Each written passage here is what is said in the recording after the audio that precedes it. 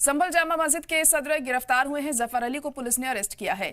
संभल दंगे की साजिश मामले में ये गिरफ्तारी हुई है। 4 घंटे की पूछताछ के बाद ये गिरफ्तारी की गई। सदर जफर अली ने गिरफ्तारी को गलत बताया है। पुलिस रिमांड पर भेजे गए हैं जफर अली। कोर्ट ने जफर अली को 2 दिन की रिमांड पर भेजा है। तो इस वक्त की बड़ी और अहम खबर आपको बता रहे हैं कि संभल जामा मस्जिद के सदर को गिरफ्तार किया गया है। जफर अली को पुलिस ने अरेस्ट किया है। संभल दंगे की साजिश मामले में ये गिरफ्तारी हुई है। 4 घंटे की लंबी पूछताछ के बाद ये गिरफ्तारी हुई।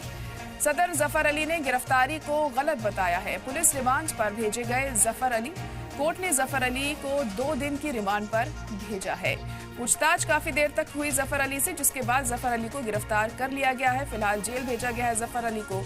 आपको बता दें कि संभल जामा मस्जिद मामले को लेकर हुई है ये गिरफ्तारी, और जब से ये मामला सामने आया उसके बाद से ही कार्रवाई लगातार जारी है। इससे पहले भी कई गिरफ्तारियां इस मामले में हो चुकी हैं और पुलिस की तरफ से जफर अली से 4 घंटे की लंबी पूछताछ हुई और पूछताछ के बाद पुलिस ने जफर अली को गिरफ्तार किया। फिलहाल 2 दिन के रिमांड पर जफर अली को भेजा गया है और आगे भी पूछताछ जफर अली से की जाती रहेगी।